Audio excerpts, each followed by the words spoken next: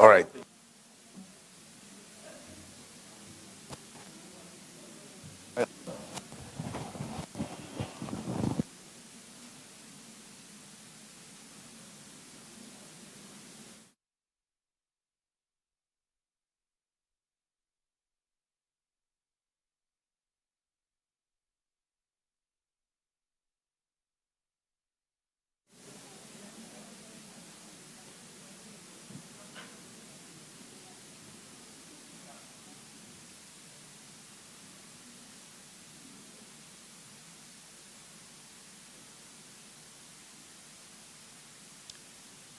Ladies and yes, no, we're going to stand for the anthem. So, ladies and gentlemen, good evening. We invite you to stand for the national anthem of Barbados.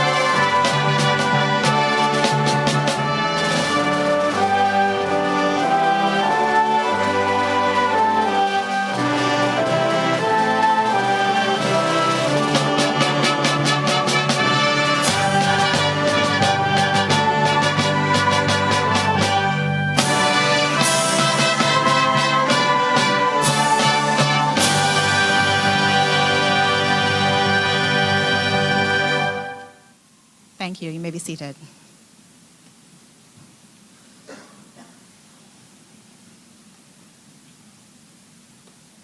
Good evening.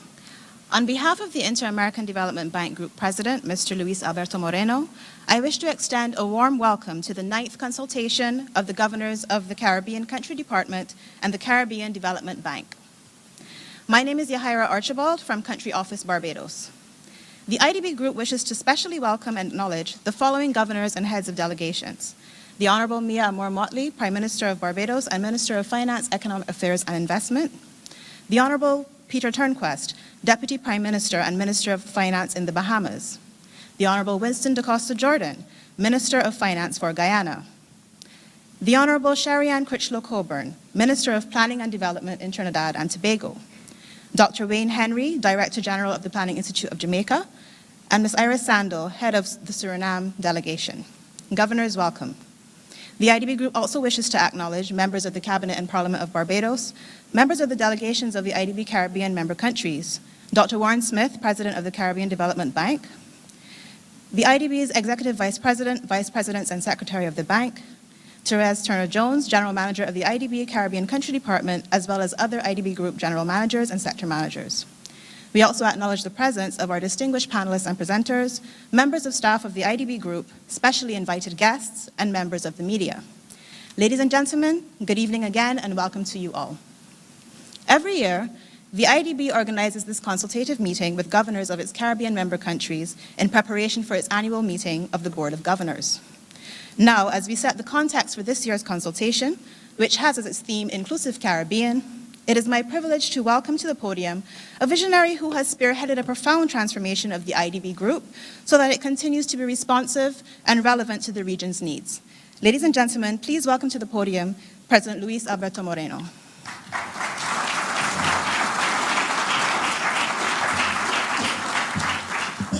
Well, good afternoon, everybody. It's a pleasure to be here. I want to especially thank Prime Minister Mia Motley, a good friend and a true leader of the Caribbean, I equally want to thank all the ministers who are with us today, who happen to be our governors, who make a big effort to be here, and of course, to all the executive directors and my colleagues from the IDB.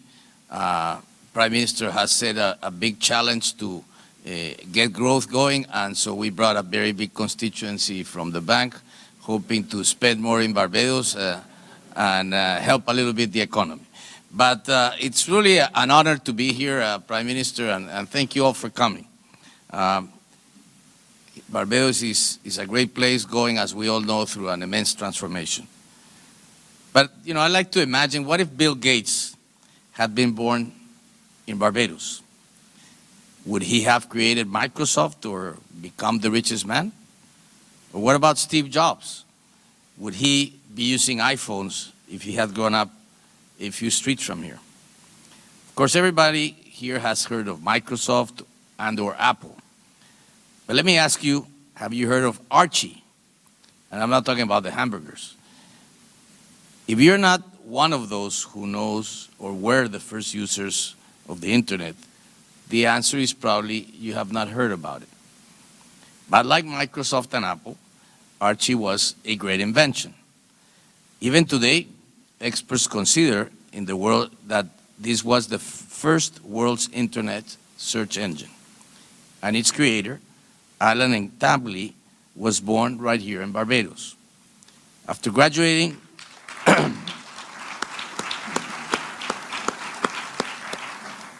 After graduating at the top of his class, Alan studied computer science in Canada, where he created Archie. Soon after that, half of Canada's internet traffic was going through Archie.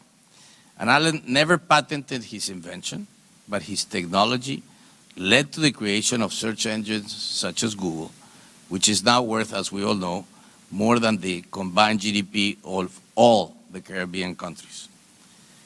Now, I share Alan's story because I want us to think about how many others like him there are who are growing up right here in the Caribbean, right here in Barbados.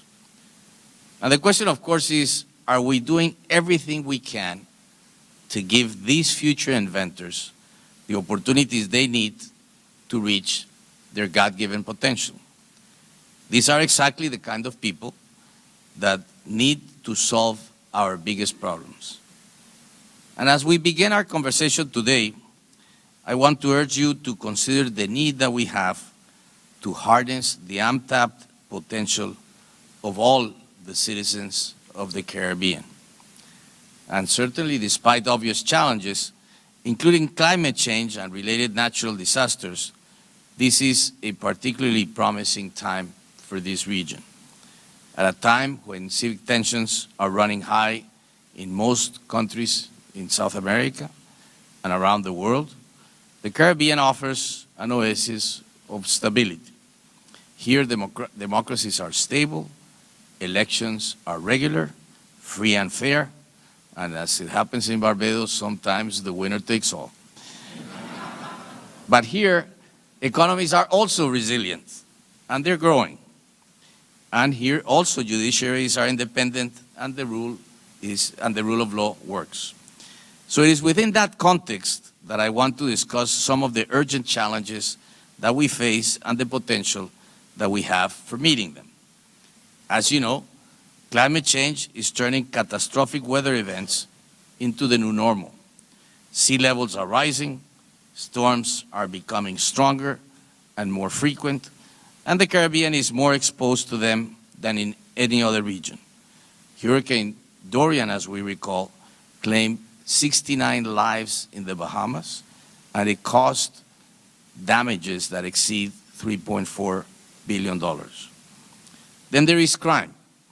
On average, 40% of the region's population sees crime as an ever greater problem than climate change. Last year alone, more than 1,500 people were murdered in Caribbean countries. That's 1,500 people whose potential has been lost forever. The global economy also is facing challenges. Trade tensions make it even harder for Caribbean economies to improve their already limited integration into global supply chains. And meanwhile, technological change implies that local workers must adapt continuously to compete in the global economy, in many cases without the resources they need to do so. Now, to ignite economic growth in this context, Caribbean countries need to revamp their economies to ensure that they are on the cutting edge in both public and private sector productivity. We also need to better exploit domestic and regional markets, increasing integration within the region, and none of this, as we know, is easy. But we cannot afford to put off dealing with these challenges. Think about, again, the next computer scientist from this region. Are we educating him or her in a way that increases her potential? Are we making it easy for her to get from home to school safely? Are we protecting her from gender-based discrimination and violence? When she comes of age, it will be easy for her to open a business and protect her intellectual property. Are we doing all that we can to ensure that a hurricane doesn't destroy everything she worked hard to build? In our conversations today, I would like for us to really get to the heart of what it will take to move the Caribbean to the next level of development. What will it take for us to build more resilient countries with connected smart cities? When will citizens have digital identities that give them easy access to state services? And when will we help spark another innovation like that of Archie and benefit from its true worth? And as I noted before, one of the region's greatest challenges is its long history of democratic institutions. People in the Caribbean participate actively in the political system.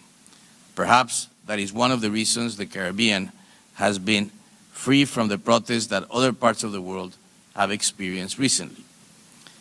Democratic dialogue is vital to building consensus for difficult economic and social policy reforms. And this is not to say that local economies are as democratic or as inclusive as local political systems. Many Caribbean citizens lack the skills to contribute productively to the economy, and many small-scale entrepreneurs lack the credit needed to expand their businesses. Bureaucratic red tape still holds back new business creation, while connected elites can always find a way around these barriers. It is time, therefore, to diversify our economies and expand beyond growth that is led by natural resources while still continuing to invest in tourism.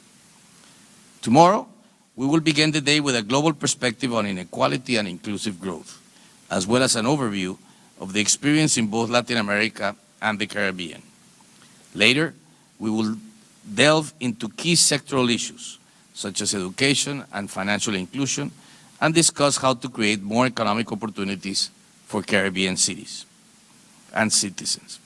Finally, we will debate how to get the most out of existing economic strengths to make the Caribbean economies more dynamic and more sustainable.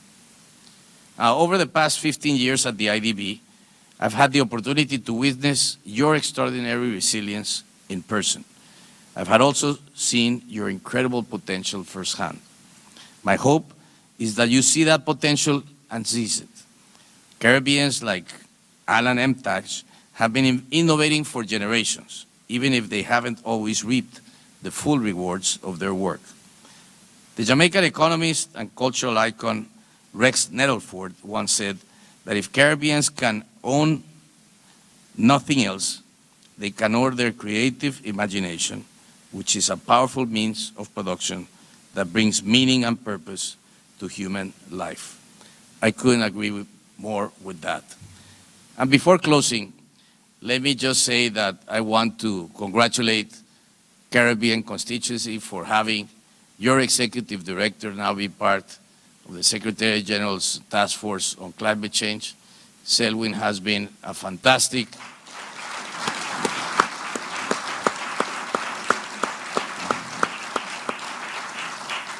He's been a fantastic partner, a great advocate for the Caribbean countries, and always reminding us how important it is for a bank the size of the IDB to never lose sight of this very great region. And I want to thank you for that, Selwyn.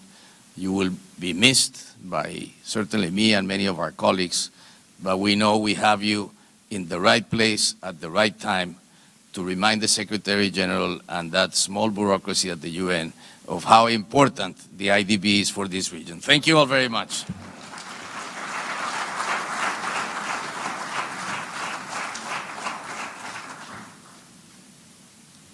Thank you, President Moreno. It is now my honor to welcome to the podium to offer remarks the IDB's Governor for Barbados. Ladies and gentlemen, please welcome Prime Minister of Barbados, the Honorable Mia Amor-Motley.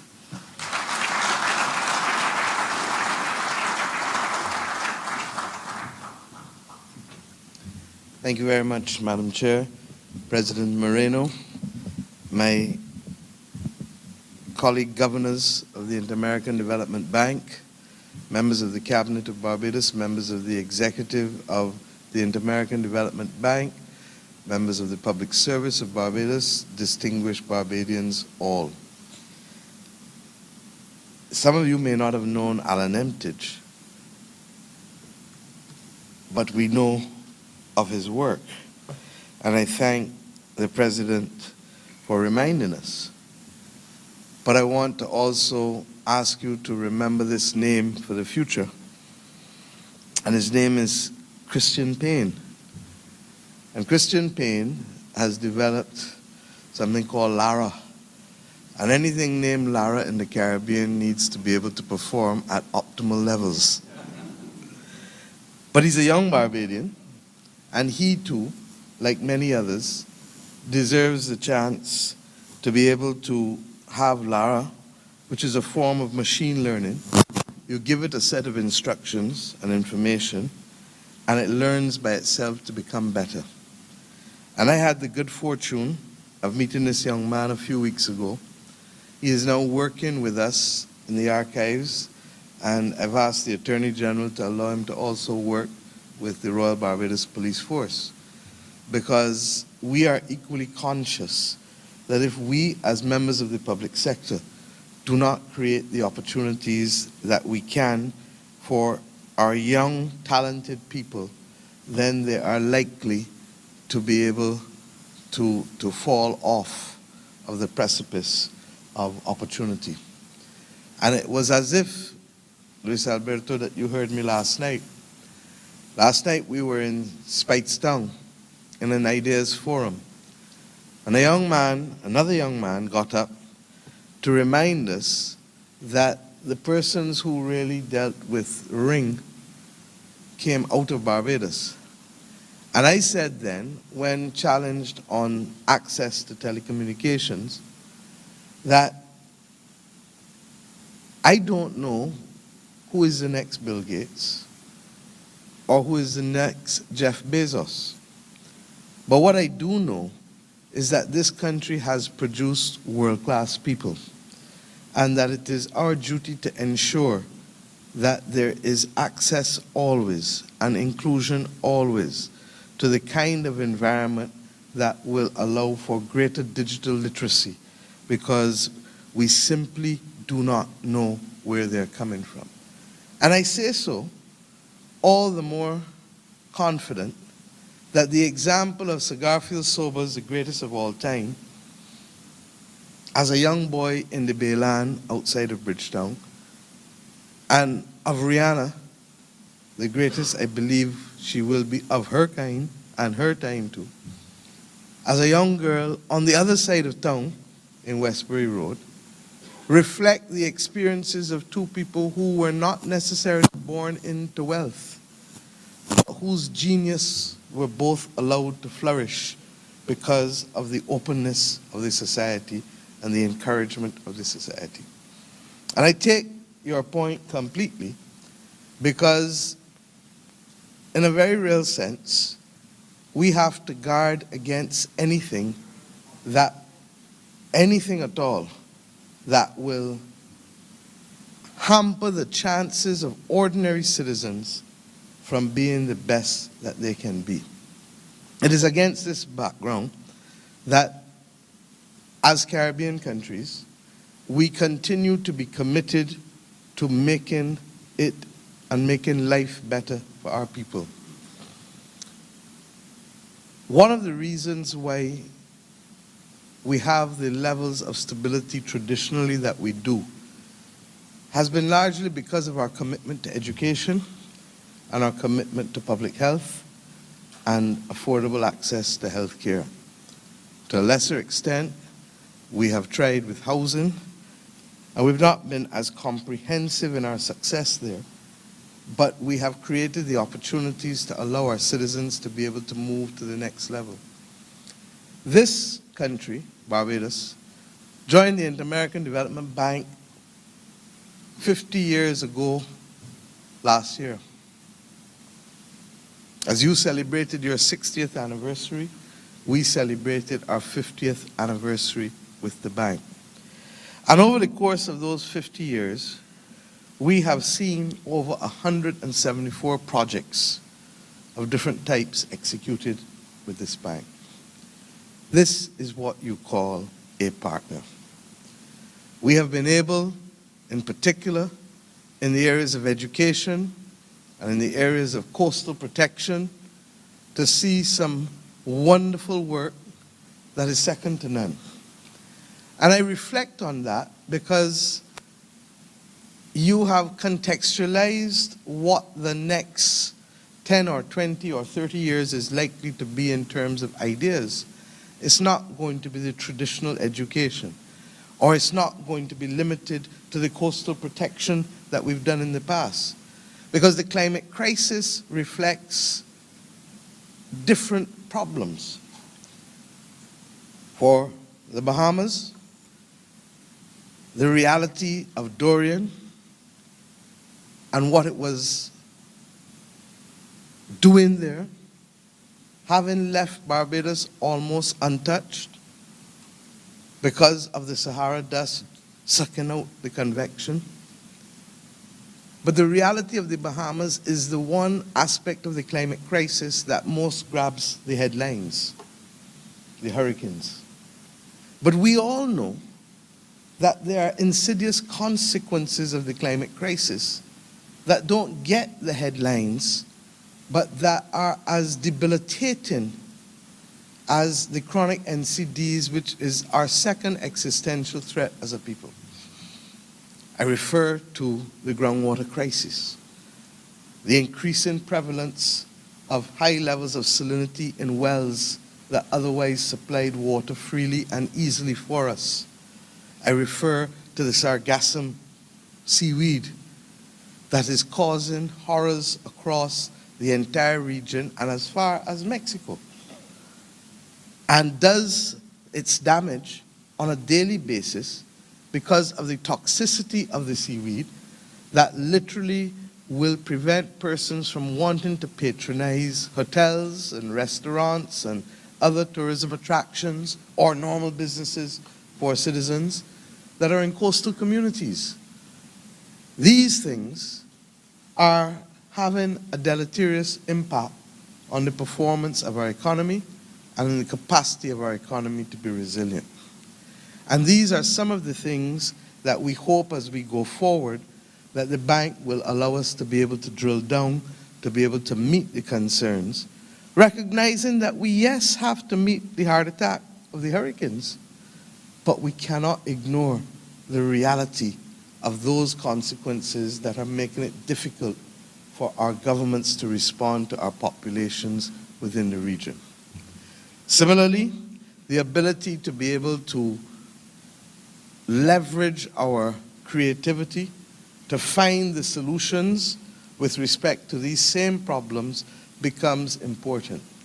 The reality of the Caribbean private sector is that it remains shallow in terms of its capacity to have and access resources.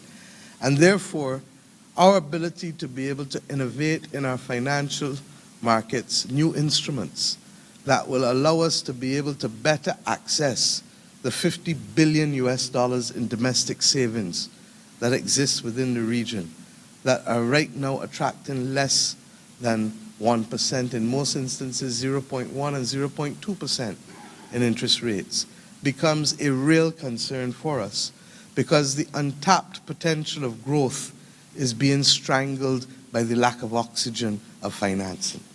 And we believe that the Inter-American Development Bank for the Caribbean constituency has a role that it can play. I say so conscious that we are trying to move forward critical pieces of instruments and agreements. The financial services agreement for the region, the ability to be able to have a unified agreement that allows us to be able to have our stock exchanges function in a far more harmonized environment, the ability to be able to have mutual recognition of companies across our borders. These are all things that are constraining the development of Caribbean enterprises, many of whom remain undercapitalized, but many of whom are still badly in need of access to capital if they are going to move to the next level.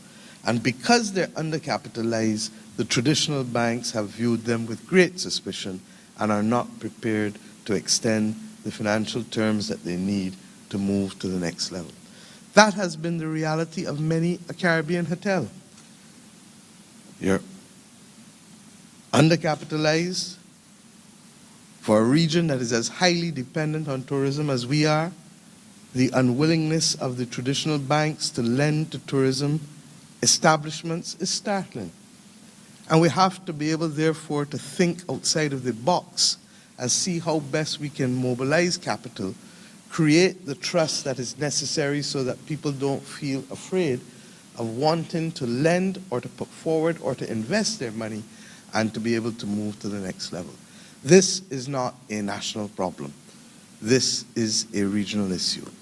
And it is one of even greater concern given the contraction of the presence of the international banks that have hitherto occupied a very large space in this region, in many instances for as long as a century. We also need to recognize, as I said in Trinidad and Tobago, Trinidad, Port of Spain on Monday morning, that the issue of energy and cooperation in energy needs now to be a regional topic which we pay serious attention. The revised Treaty of Chaguaramas deals with the issue of energy in one sentence: that COTED should use its best efforts to promote energy and sustainable resources of the region. We have passed that point. Trinidad has had a long and distinguished career in the optimization of its fossil fuel resources.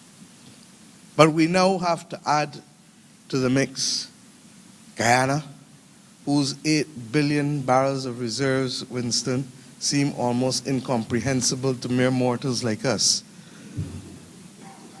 Suriname, whose finds in the last few weeks cause us to remember that oil moves in a vein, and therefore it is not surprising that Suriname should now be following Guyana with respect to the good news that it is sharing with the rest of the world.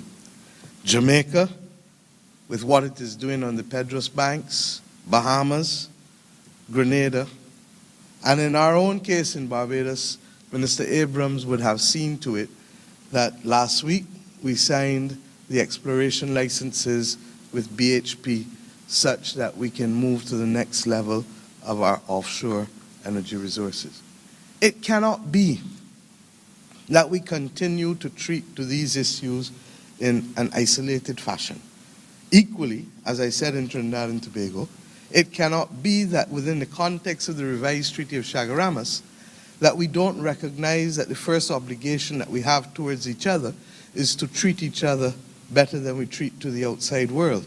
And it is against that background that I believe that Trinidad has a role to play in helping us mobilize our resources and to help us structure what are the things that we need to do to be able to ensure that we have our citizens educated to benefit from this bounty, that we have instruments in both support services as well as other services to be able to allow for funding so our own citizens can get a piece of the action as well, in issues pertaining to energy conservation, and of course in issues pertaining to renewable energy. We have already, as heads of government, taken a decision, Mr. President, in the St. Anne's Declaration, that the regional private sector must come to the table to be able to help the Caribbean community solve the intractable problems that we have. And in 4 particular areas, we've asked them to concentrate. 1, renewable energy. 2, in helping us to reduce the food import bill of the $5 billion US that we're now spending in food imports at a time when Guyana and Suriname and Belize alone could begin to solve the problem overnight, but we, for good measure, can add all of the rest of us who can add value to that reduction of that import bill. 3, the area of maritime and air transport, because we need the maritime and air bridges to connect our countries if we are going to reduce the debilitating costs that are associated with trading or moving people between the territories. In the same way that if we are running our countries, it is inconceivable that we could have a country without bus service to St. Lucie, St. Andrew, and St. Peter. It should be inconceivable that we can have a Caribbean community that does not allow for easy access to every point in the community.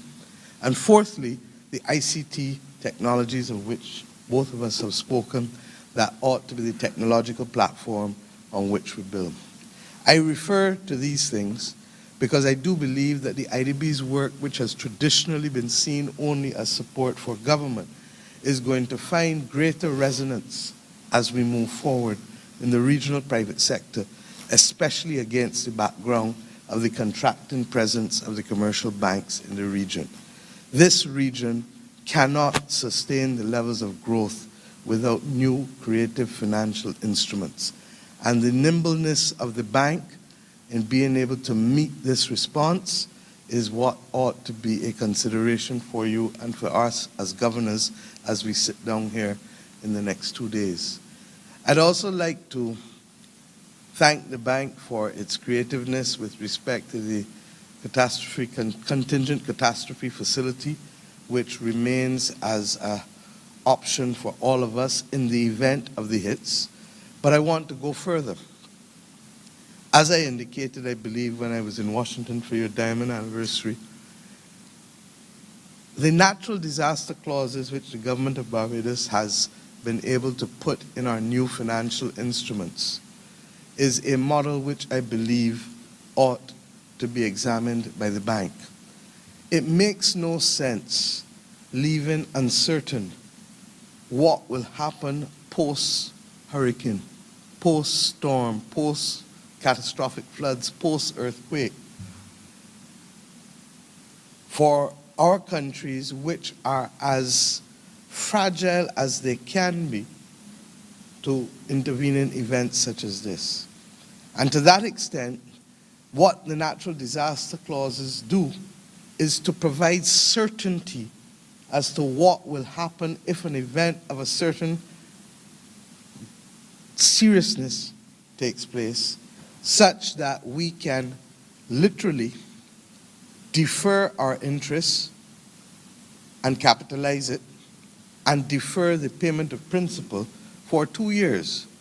In the case of Barbados, to put it in context, and it will increase as our interest costs and our debt comes back outside of the BERT program to more realistic levels.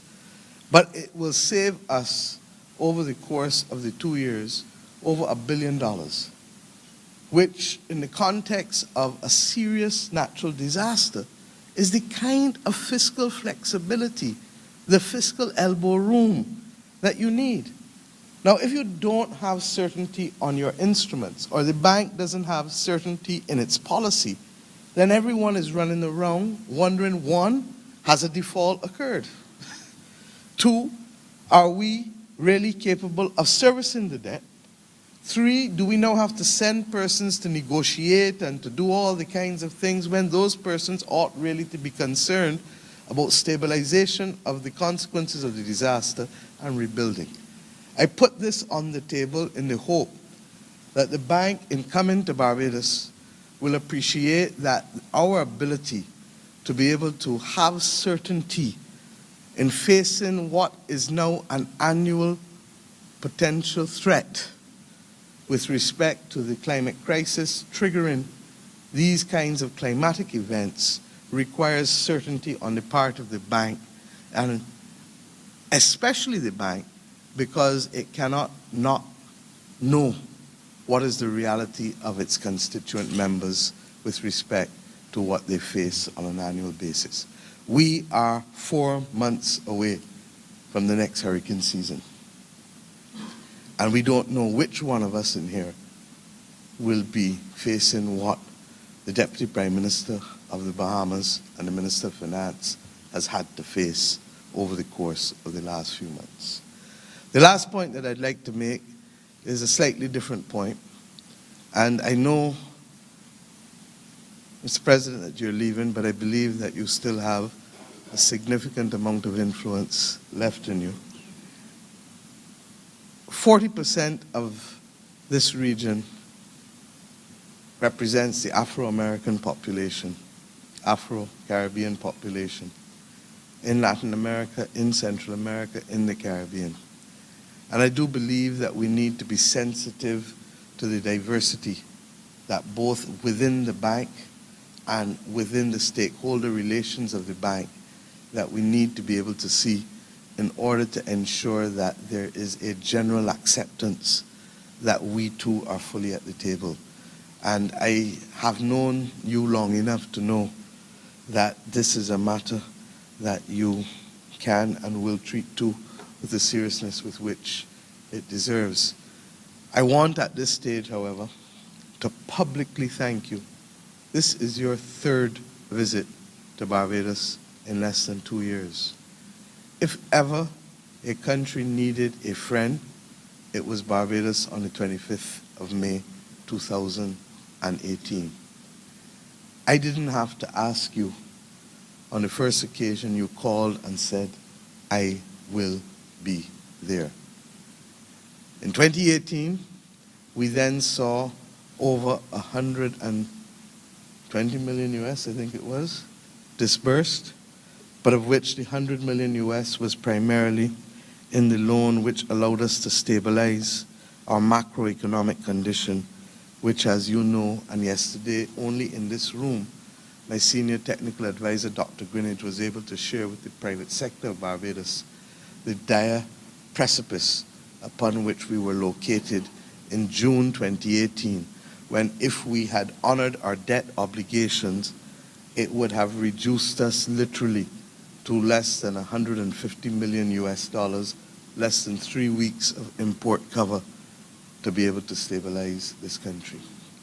Your statement by coming here, your continued actions that led to the stabilization by the disbursement of the 100 million US to stabilize our macroeconomic condition, along with that of the Caribbean Development Bank, who became also our, I don't know whether to call you brother or sister, brother as president, sister as institution. But between the two of you, you have allowed us to be able to reach the point where today, this morning, the government of Barbados can record that we have 740 million US dollars in reserves and holding 18.7 weeks, up from 4 to 5 weeks where it was when we took over the government.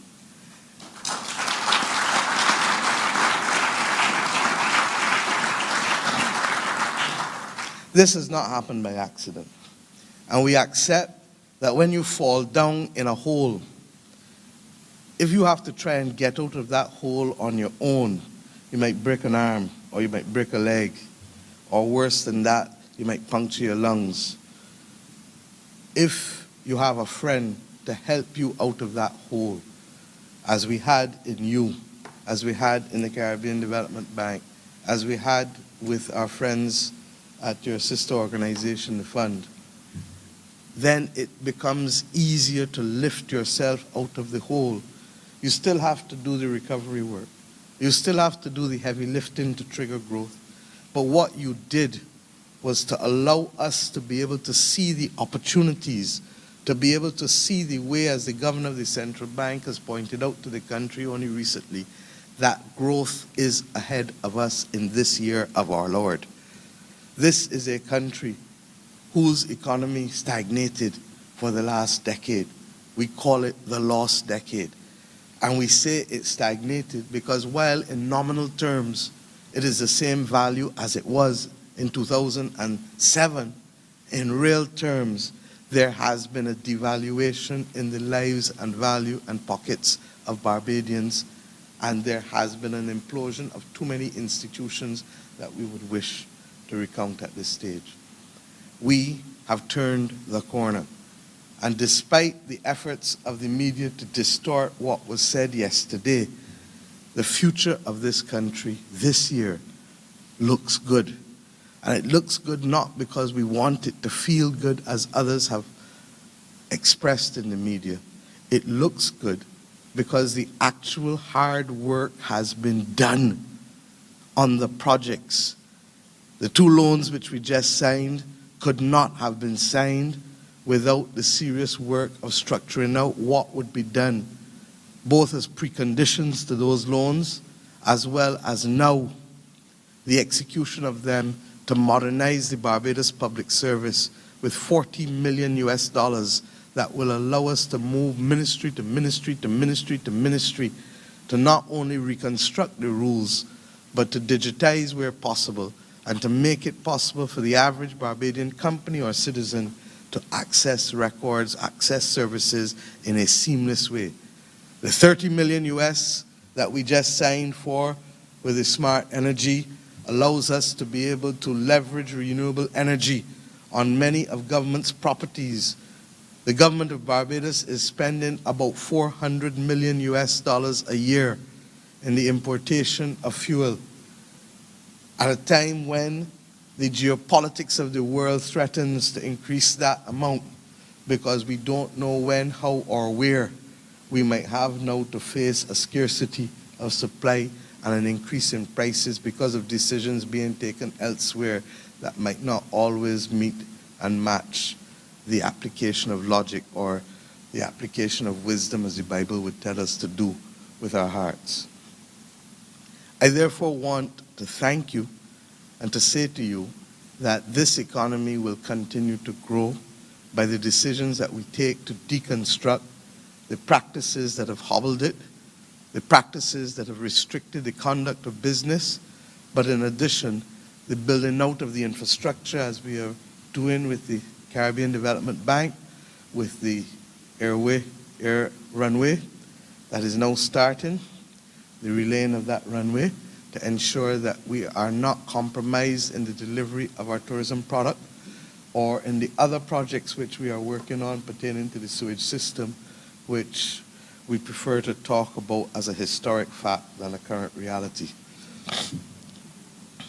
I want, therefore, to end by also, like you, and doing it yet again. I did it just now as we signed the loan, but I am so proud to be able to reflect on the fact, and I know that we governors are losing a good man, but I believe that we're gaining a great champion in the fight against the climate crisis. Selwyn Hart has been a distinguished Barbadian in the defense of the interests of the Caribbean community.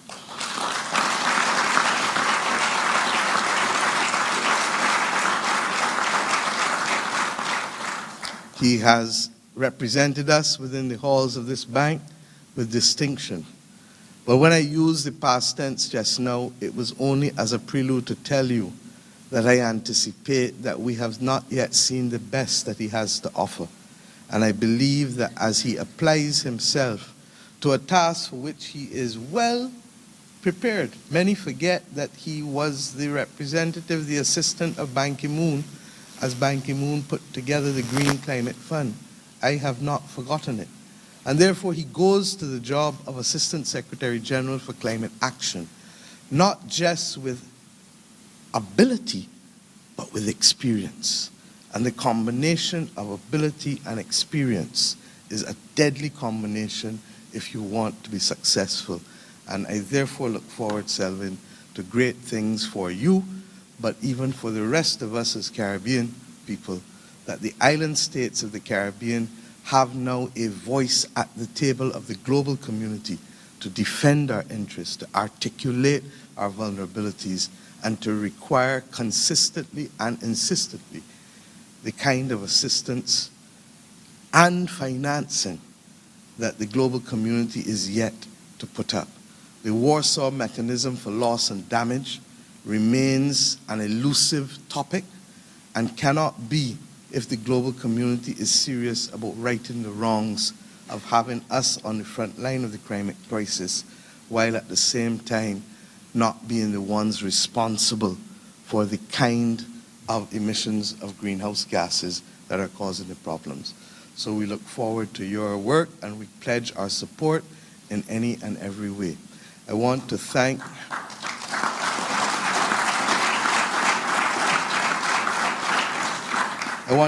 my colleague governors and to say to you, it is a good thing to see you here. I hope that the hospitality extended to you over yesterday, today, tomorrow will cause you to believe that you really ought to spend the weekend here and not be rushing home. Thank you, and God bless you.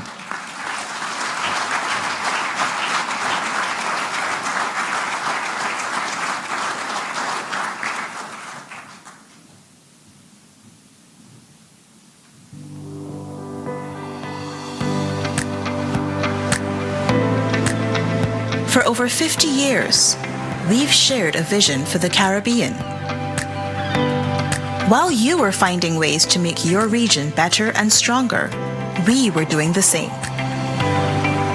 While we funded public health projects in Trinidad and Tobago, Professor Terence Forrester was researching the economic impact of lifestyle diseases on the region.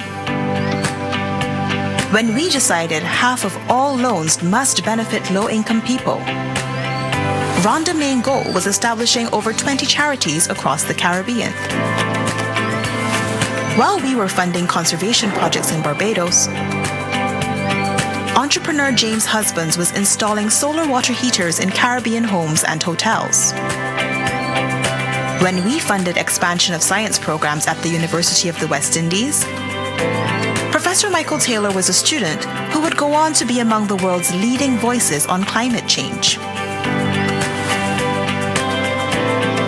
When we made $100 million available to help the Bahamas recover from Hurricane Dorian, thousands of Bahamians were helping their neighbors to do the same. And our work is just beginning. A renewed vision of an innovative, growing, and sustainable Caribbean inspires us to jump forward. While we fund digital transformation, the region's entrepreneurs have the freedom to put their ideas into action. While we help Caribbean institutions to diagnose debt risk and respond to fiscal challenges, leaders make informed decisions to drive growth. While the Caribbean Climate Smart Accelerator connects sustainable projects to funding, a new generation of resilient innovators establishes the world's first climate smart zone. While we create new ways to promote equity, Caribbean people of all ages, ethnicities, and genders thrive in societies that are safe, productive, and happy. While we continue to be your trusted partner, you jump forward to the future.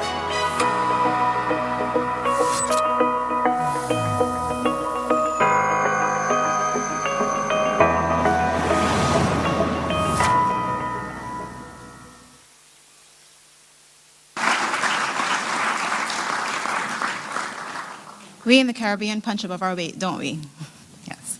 I believe that another key takeaway from that video is that the support from the IDB to the Caribbean over the past 5 decades has been meaningful. And that's a characteristic that we certainly want to maintain. So, we had quite a full discussion here already today with the information that we've gotten from our featured guests. And there really isn't much left to say, but I do want to give them the opportunity to frame our discussion for tomorrow. So I would like to invite President Moreno and Prime Minister of Barbados, Mia Mottley, to have a brief conversation to, as I said, set the tone for tomorrow's discussion. Thank you. Thank you very much. I've always hearing Prime Minister Mottley, you always make us think a lot. And I know clearly that, you raised many of these set of new issues that we're living with today. If I look back 15 years ago when I came out of the bank, the issues of migration, the way we see them today in the region were not there. Certainly, climate change was an issue, but never of the scale and of the implications that we see in a variety of fronts. And no question, the digital revolution, I was saying to my colleagues the other day, I remember people were impressed because I had a BlackBerry at the time, and I could communicate, by sending basic messages. I mean, nobody probably today remembers what a BlackBerry looks like. And then, for the Caribbean specifically, this question of natural disasters is the one that you have been talking a lot about.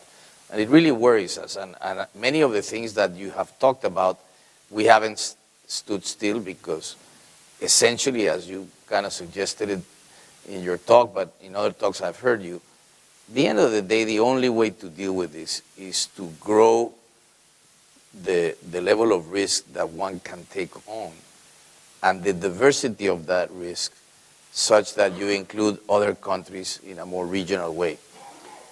But one of the things that we learned in the Bahamas, and speaking today with the finance minister of the Bahamas, is very intriguing. We helped them do the damage assessment. And in the damage assessment, what you find is that the majority of the damage was not to public goods as such, but rather to the private sector. And I would like you to dwell on a number of issues. We always talk about, on the one hand, disaster preparedness. What do we need to have in place in case a disaster happens? And I remember about 10 years ago, we created a grant facility to facilitate Caribbean countries to take on resources from that fund such that they could work on disaster preparedness, and very few countries used it. And secondly, something we don't talk enough, but I know you've addressed it a number of times, and as we dwell into this, is the whole question of what do you do with building codes? What do you do with buildings that are built under code?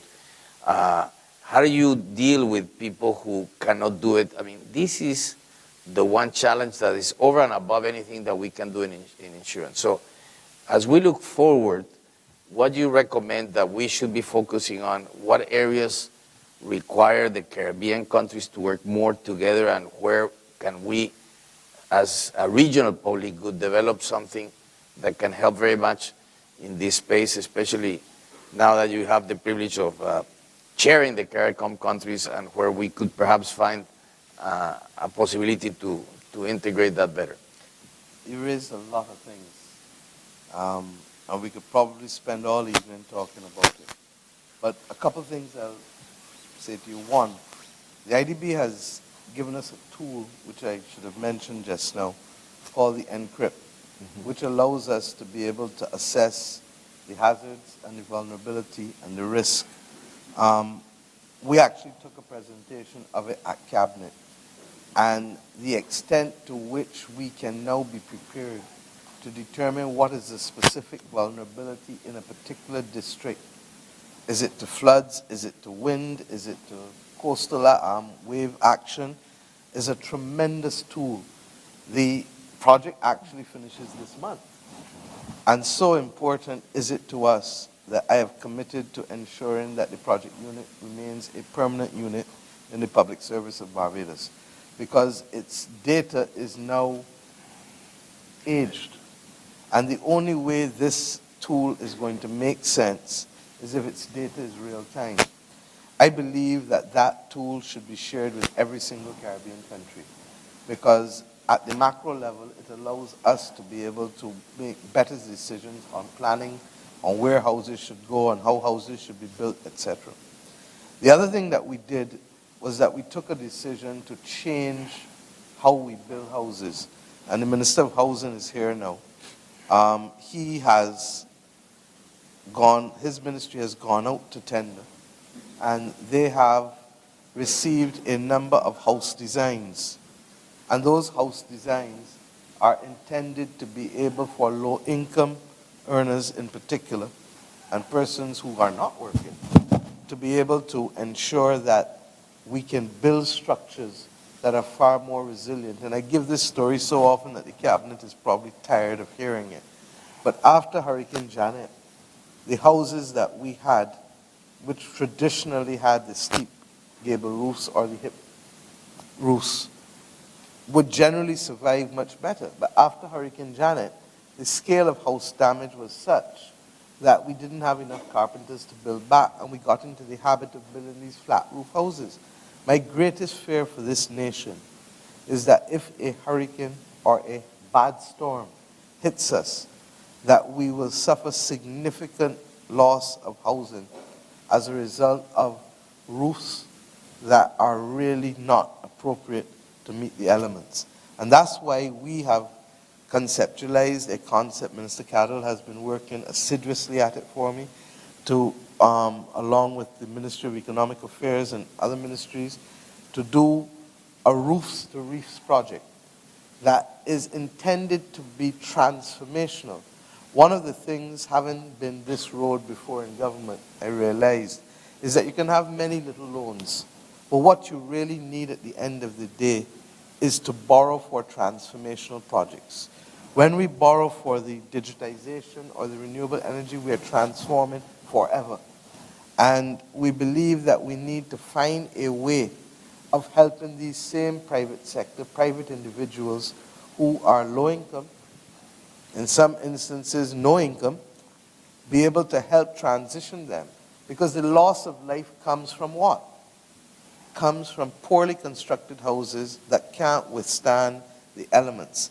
Now what happened in Dorian was highly unusual, that the hurricane just dropped, boom, Stayed there. and did not move for what, 36 hours on a flat land.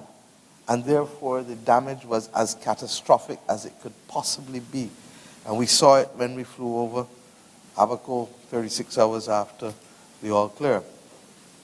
We feel that there is no sense in individual countries developing project proposals and it being unique to the individual country. We're facing the same challenges. And for us to have to go each time and repeat the process of project preparation is a waste of time, rather than having a clearing house, particularly maybe in the governor's office, in the constituency's office, that will allow us to share and countries then to make decisions. Is this applicable to me? Can I use this roof to reef project in the Bahamas? Can I use the renewable energy project in Guyana? Don't mind, Winston, the 8 billion. You might still want some renewable energy. President Granger has said that he wants us to send our solar water people there and some other people to do renewable energy. So I really feel that we need to share our resources better, and therefore when our house designs are finished, we are prepared equally to share it within the constituency. The other major area that I think that the bank can help in, especially with the diversification of risk, is water. The British government and the Dutch government built water systems for the Caribbean more than 100 years ago in terms of the pipe infrastructure in particular. Many of our pipes are 120 years old, 130 years old. What's the horror story? That our non-revenue water is somewhere between 40 and 55%. How much is yours? You're down to how much now? 20%. You've been working on it. I'm sure Guyana is similar. Trinidad is similar. Jamaica is similar. Suriname is similar. And each of us will face a higher premium if we go to the market alone. But if there's a diversified risk, particularly given the other macroeconomic issues that you will assess in determining whether the loan ought to be made and what is the price of the loan, if you go to the market with a diversified package, the exposure to hurricanes and the disruption of the project, that you will get a better cost of capital probably. You'll get more efficient use of the planning instruments and the execution of the project and a better price on the pipes. Wilfred knows that in our position, we have only replaced less than 2% of the pipes from 100 years ago. Now, we have determined that we need to do it in a more strategic fashion and not simply replace only where pipes burst, and that we need to look at our capital city We need to look at our other towns that are affecting the greatest amount of economic activity. And we need to do it because you can't have a groundwater crisis that, as we're having, a drought, and then afford to waste half of all of the water that you're pumping out of the reservoirs. It is a nonsensical approach. The prices that we've been told are horrific. That it is about $1 million Barbados a kilometer. Now, I don't accept that, but it's going to still be hefty. And we have literally 2,500 kilometers of pipe, having replaced only about 2% of it. Now, that is a generational problem. And it's a generational problem for the people of Trinidad and Tobago, problem for Guyana, for Jamaica. Bahamas, in spite of its bringing down in non-revenue water, still has elements to do. So those are some of the things that I think that, from a regional perspective in the context of the climate crisis and disaster preparedness, stronger houses, stronger codes, more effective instruments in terms of how we raise capital, sharing of our planning documents so that we don't have to do project preparation on our own, and finally, diversifying the risk by pooling on things that are common to us all, like water mains. Prime Minister, going for a second, I mean, you were, in the many things you've done in your political career, you were Minister of Education. And clearly, you know, for a region like the Caribbean, not unlike many other regions of the world, you have this huge disconnect between skills and the education system. You mentioned earlier, you know, the great windfall that now Guyana is going to have, and hopefully Suriname, where it's going to create a huge pressure on the kinds of skills around services that probably are not today in those countries, but it will equally radiate throughout the whole of the Caribbean. Now, this we know it's going to happen. How can one think of looking forward to make the best out of that opportunity for the region as a whole? Because I really believe that there's a lot of talent here. There's all this digital revolution. You know, it's amazing when you hear the story of Archers that its creator had to go to a university in Canada. But the reality is that today those skills you can develop at home as well.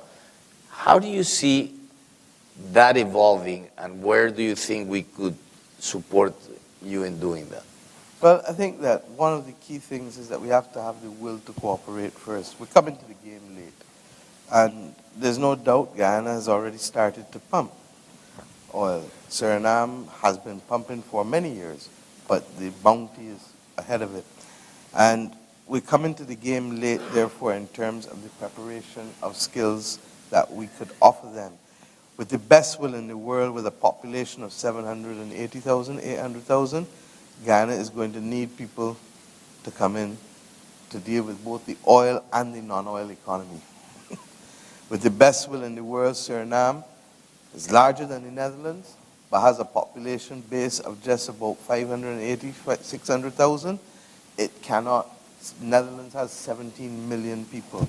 So that we have a serious problem with populations. Even Barbados' case. Barbados compared to Singapore, Singapore is 630 square kilometers. We're 430, Singapore is 670. But Singapore has 5 million people. We have 300,000 people. So that you begin to see that we just don't have enough people coming to work every day. So we need to be able to manage migration better.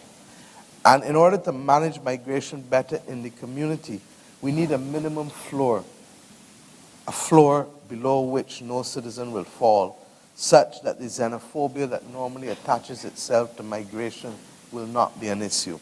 And this is not just for the Caribbean region. This is the point we're making in the ACP meeting in December in Nairobi, that we need to have a global compact that looks at making sure that every citizen of the world can have a minimum level of education and access to health care, such that if they choose to move, they move as a valued asset and not as a burden on other people's populations. Now, I believe that the IDB has a role to play in that. And one of the realities of the Caribbean community is that we have 3 languages, 3? within our Caribbean community, and potentially it could grow. We have Dutch, we have French with Haiti, we have English. And then we are in the middle of a Spanish-speaking world, even in the US. Although I'm not sure that the candidates there realize it. They could have seen Sunday Super Bowl. That was a good show of Full Spanish. Full Latino. So that I say these things and I wonder if they're just a little too simple for people to take on. The OAS ought to concentrate itself on a single objective rather than finding itself trying to be all things to all people. If we agreed that over the course of the next decade, the simple, noble objective of trying to get all young people under the age of 18, when they reach the age of 18, to at least be bilingual from Alaska to Chile, we will change the opportunities in this region in a way that we can't even contemplate. And apply it to your own families. All of you who have children want to give your children the best start in life, which invariably means that they're going to get the education and the extracurricular activities and the values and everything. And you do it because you know that once you give them that, there's a great likelihood that they can do for themselves and do better for themselves. Why do we believe that it applies to families but it doesn't apply to populations of countries? The countries, if we can give our citizens the opportunity, one, to be bilingual, and we can give our citizens the opportunity to move, because the biggest threat to migration is xenophobia. And I said last night again that if I could win lotto for this nation, Barbados, what would I do? I would make it possible for every child to travel at least for 8 weeks to whether Suriname, Guyana, Kenya, Ghana, Costa Rica, Brazil, Colombia. Because once people travel for an extended period of time to a different culture, to a place where there's a different religion, their attitude to life changes. And therefore, the kind of negative responses that you may have in the Bahamas to Haitians or in Barbados, as we had years ago, no longer Winston, to ever so welcome, wait for a call, kind of calls, will become a thing of the past. And I say so conscious that the region has more than enough people to meet the needs of Guyana and Suriname. In fact, it doesn't have enough to meet them. But all that we have can help Guyana and Suriname, but are they immediately acceptable in those countries given the xenophobia that attaches itself? Why? Because there's not one, the minimum floor on education and healthcare that allows their citizens to become in as valued assets, and two, there is not the language facility that allows them to move across borders. How can the IDB help? By being strategically focused, almost with blinkers, on promoting education and healthcare in the region, because with that and with language facility, then the countries will do for themselves. And with that, we add now digital literacy as part of the educational process, not just traditional education. Well, thank you very much, Prime Minister. I know we could go on, and I know there's a time for a drink and to relax and have an opportunity to share. You're always truly an inspiration to all of us. I know from the IDB you have a lot of food for thought. I will do my part between now and October, and then somebody else will come and take it on from there. But really, it's been an honor and a privilege for all of us to be here with you, and always it's great to have the inspiration and how you challenge our thinking, which is what we really appreciate. I want to say to you, and I spoke about the bank being a friend in need, but I want to say to you, as you come to the end of 15 years, that you truly have been a friend to our country and to our region. And thank you.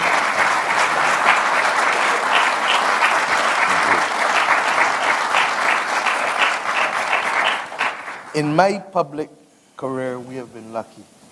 President Cardoso and now yourself, both of you have had an acute appreciation for the realities of the Caribbean, and you have been sensitive to the differences that exist in small states.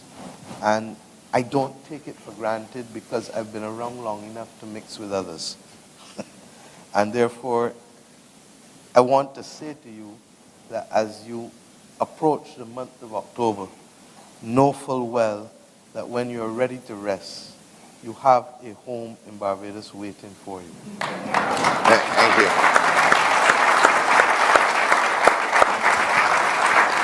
Thank you. Thank you very much, Prime Minister, and it's clear to me that we gotta make it in the Caribbean. So thank you all very much. Thank you. Thank you. Thank you. Thank you.